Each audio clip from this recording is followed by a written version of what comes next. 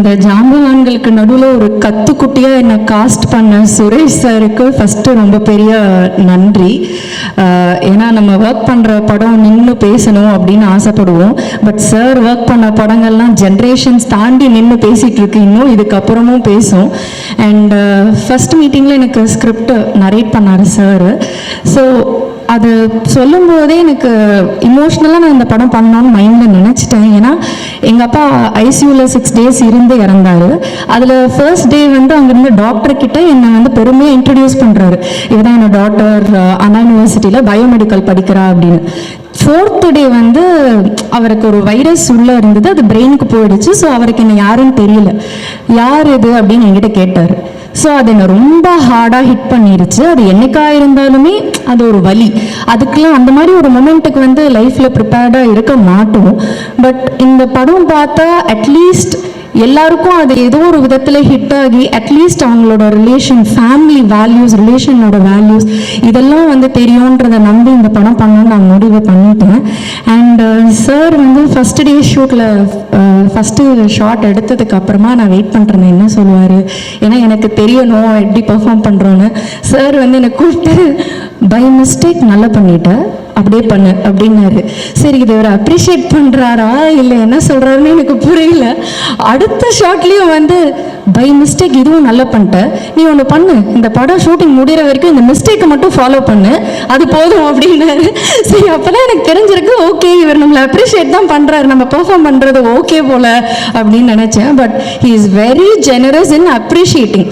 அது வந்து நான் சின்ன பொண்ணு, இவளுக்கெல்லாம் என்ன, இந்த பொண்ணுக்கெல்லாம் என்ன அப்ரிஷியேட் பண்ணோம் அப்படிலாம் நினைக்கவே மாட்டார். ரொம்ப என்ஜாய் பண்ணுவார். யாராவது நல்லா பெர்ஃபார்ம் பண்ணிட்டா, நான் பெர்ஃபார்ம் பண்ணும்போதவே அவர் மானிட்டர் முன்னாடி சிரித்து சந்தோஷப்பட்டு கை தட்டி ஷபாஷ் இதெல்லாம் சொன்னதை நான் பார்க்கும்போது, அவர் வந்து சூப்பர் ஸ்டாரை டைரக்ட் பண்ண ஒரு பாஷாவோட டைரக்டர் மானிட்டர் முன்னாடி என்னை அப்ரிஷியேட் பண்ணுறாருன்னு எனக்கு அப்படியே புல்லரிச்சு நான் ரொம்ப எக்ஸைட்டடாக ஒர்க் பண்ண ஒரு ஃபில்ம் இது. அதை நான் மறக்கவே மாட்டேன். இன்னொரு ஷாட்டுக்கு அவர் பாஷா கூட சொன்னார் அவர் அறியாமல். ஸோ அதெல்லாம் it's a life time memory and gift for me. இது வந்து எனக்கு ஒரு பிளெஸ்ஸிங். அண்ட் ஷூட் அண்ட் இன்னொன்று வந்து நம்பர் ஆஃப் ஷூட் டேஸ் வந்து 7 அப்படின்னாங்க. மொத்த ஷூட்டிங்கே வந்து ஓகே. ஸோ ஃபுல்லாக எனக்கு ரொம்ப ஹாப்பியாக இருந்தது. அண்ட் ஷூட் ரேப் அப் ஆனோடனே எனக்கு ஒரு பெரிய அப்ரிசியேஷன் மெசேஜ் அனுப்பிச்சார் வாட்ஸ்அப்பில். ஸோ அது இப்போல்லாம் யாரும் பண்ணுறதில்லன்னு நினைக்கிறேன். We take things for granted ஒன்று, இல்லாட்டி அந்தந்த டைமில் நம்ம வந்து ஒரு தேங்க்யூ சொல்லுவோம், இல்லை ஒரு விஷ் பண்ணுவோம். பட் அவ்வளோ பெரிய ஒரு லெஜண்ட் வந்து டைம் எடுத்து எனக்கு வந்து விஷ் பண்ணி அவர் அப்ரிஷியேட் பண்ணி அந்த மெசேஜ் அனுப்பிச்சார். அதெல்லாம் வந்து நான் ஸ்டார் பண்ணி வச்சுருக்கேன். என்ன ஃபோன் மாற்றினாலும் அந்த மெசேஜ் மட்டும் அழியாது என்னோட ஃபோனில் இருந்து, எந்த ஃபோன் மாற்றினாலும். So thank you so much sir இந்த மூவிக்கு. அண்ட் நெக்ஸ்ட் வந்து ரிச்சர்ட் நான் மென்ஷன் பண்ணணும்னு ஆசைப்பட்றேன். ஸோ இந்த மாதிரி போஸ்டரில் தான் வந்து எடிட்டர் பேரில் வந்து ரிச்சர்ட் இருப்பார். பட் ஷூட்டிங் நடக்கும் போதெல்லாம் வந்து எந்த டிபார்ட்மெண்ட்னாலும் ரிச்சர்ட்க்கு தான் வந்து நாங்கள் எல்லாருமே அப்ரோச் பண்ணுவோம். அண்ட் ஸ்கிரிப்ட் டிஸ்கஸ் பண்ணதில் இருந்து இப்போ இந்த ஃபங்க்ஷன் வரைக்கும் எனக்கு வந்து எல்லாமே இன்ஃபார்ம் பண்ணது, கோஆர்டினேட் பண்ணது வந்து Richard. So thank you so much Richard. And ட்ரெய்லரோட எடிட் வேறு லெவலில் இருந்தது. ஃபுல் கூஸ் பம்ஸாக இருந்தது. ட்ரெய்லர் பார்த்து எனக்கு ஒரு எக்ஸைட்மெண்ட்டாக இருக்குது. And next YG Mahendran sir. Sir such an honour. First நான் அந்த ட்ராமா நான் பார்க்கல, பட் அந்த பற்றி நிறைய கேட்டிருக்கேன். யாரெல்லாம் அதுக்கு ஃபேன், யாரெல்லாம் அதை விஷ் பண்ணியிருக்கா. அண்ட் நீங்கள் எவ்வளோ மேடைகளை பார்த்துருக்கீங்க, எவ்வளோ பேரை பார்த்துட்டு வந்திருக்கீங்க, எவ்வளோ பெரிய ஆக்டர்ஸோடலாம் பண்ணியிருக்கீங்கன்னு எனக்கு தெரியும். நீங்கள் வந்து அந்த கௌதமிங்கிற ரோல் நான் பண்ணுறதுக்கு ஒத்துக்கிட்டதுக்கு ஃபஸ்ட்டு நன்றி.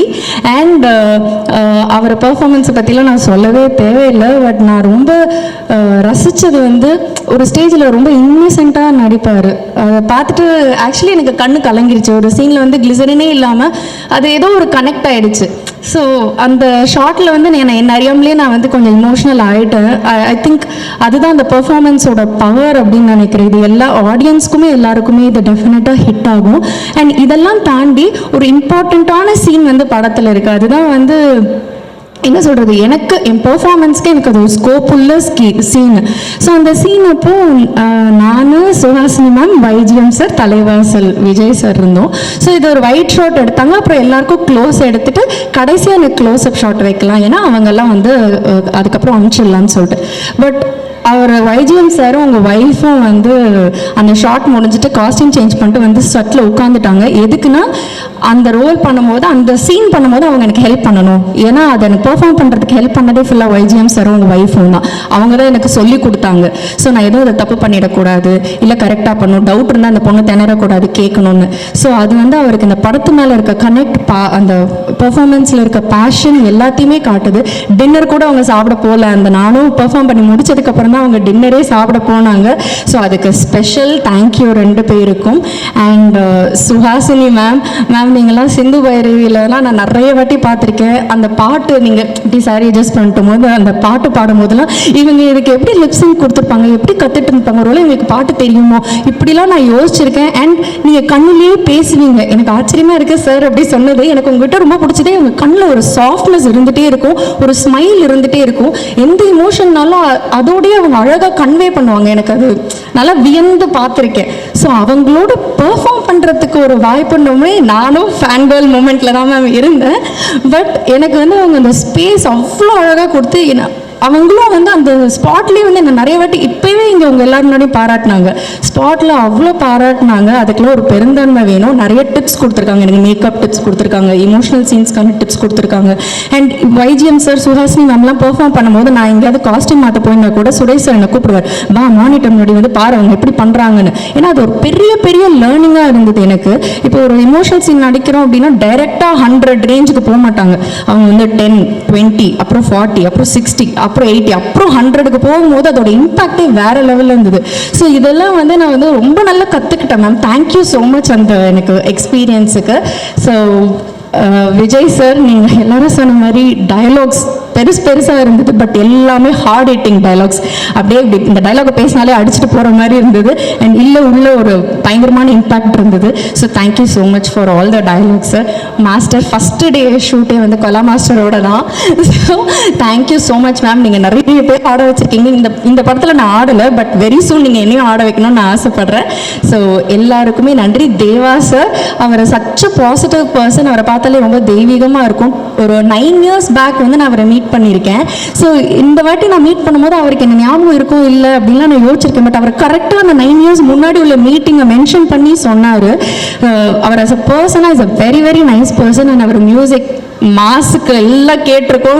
நான் இப்போ கூட ரீசெண்டாக பாஷா படம் போட்டாங்க, விசில் அடித்து பார்த்துட்டு நான் வீடியோ அமிச்சேன் டைரக்டர் சாருக்கு.